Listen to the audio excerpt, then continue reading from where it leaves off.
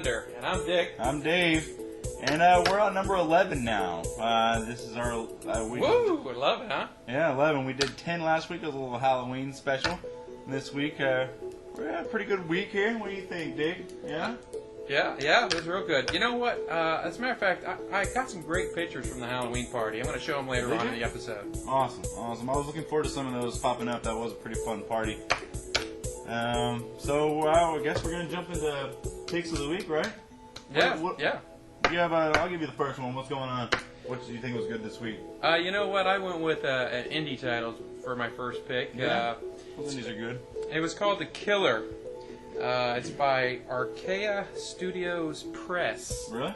Issue 1. It's going to be a 10-issue series. I'm going to mangle these names, but the the writer is Giacomon, and the artist was Mats. But again, the title of this is called The Killer. Now, this book, what I really liked about it was it reminded me of some of the old Max titles from Marvel. It was gritty. It's definitely a mature title. It had some nudity and a little bit of cussing in there, a little bit of violence. Just your style, huh, Dick? You know me. Well, the overall story is about this assassin or gun for hire that goes out and kills people for money. Right. The story's a little slow because it's really doing an introduction where the character's in an apartment. He's waiting for his target to show up, and he's kind of reminiscing about some of the previous things that he's done in his life and how he's got to this point. All right. But the real point of this story is it's a strong start. It was gritty. It had some great art, and it was overall good story. And I think that this is going to be a good run. And because it was an indie, I know they didn't do a lot of printings of this. So if you're interested in this title, you need to jump on it pretty quick because it's going to run off the shelves. Well, how many issues is the miniseries? It's going to be a total of 10. 10? 10. Yes, Cool. sir. Yes, sir. Round number. Looking good. Couldn't finish your work shift today? No. I've been eating the donuts. What can I say? So, Dave, what's your first pick today? Well, this was an easy one for me to pick up. I'm just going to go with it because it's been explosive and exciting. It's Uncanny XMen number 480.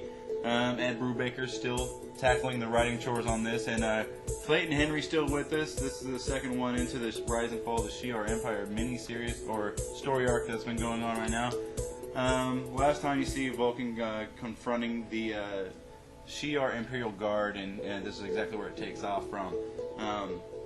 This battle's going back and forth, and it spans almost the entire book. They've just been going back and forth. You get to see a lot of the cool abilities from the Imperial Guard, something you don't get to see frequently. But it's cool seeing what they have under their belt. Right. The fight doesn't exactly go how you would expect it to, but it was a lot of fun. I know you love those X-Men. Yeah, I mean, you can't go wrong with them. I know. You're a DCer, but Marvel's where it's at. Soon you see Vulcan has this the inner conflict, much like Sentry does. He's arguing with himself for about 4 pages in this comic book, and it's in the form of a little kid, but basically it's his inner child he's arguing with for a while there. Then a good old-fashioned cliffhanger at the end of the book featuring a fan favorite from the Shi'ars.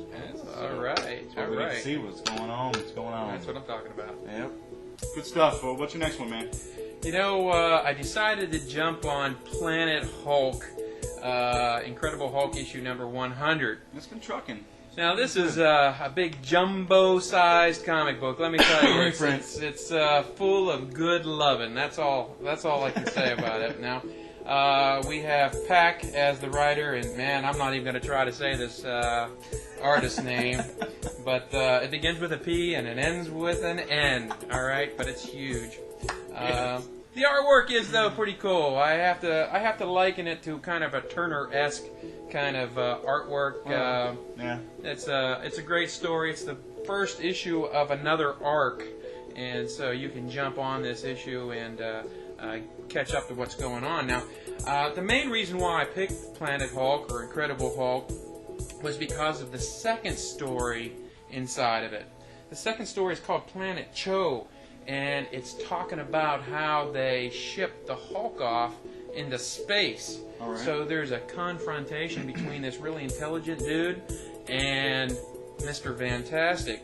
Really? Those two have a little conversation going on, and he's like, "Hey, we know what you did.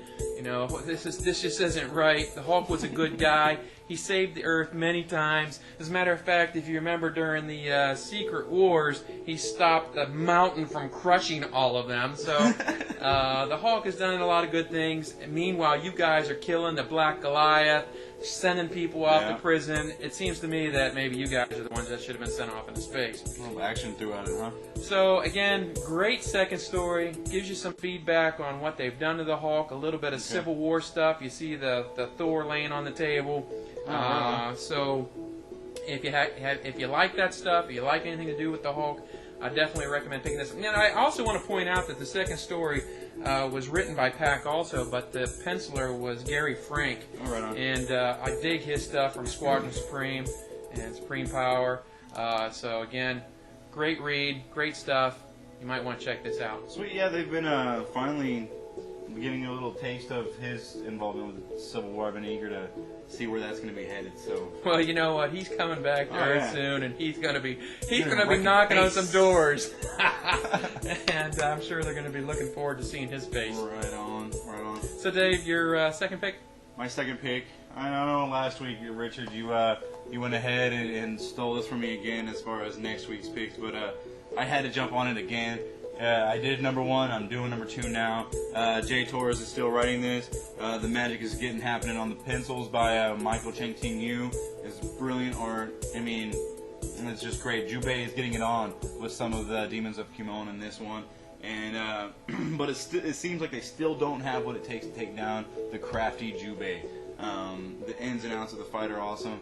They might want to consider going after them all at one time instead of taking turns on them, but that might be their downfall.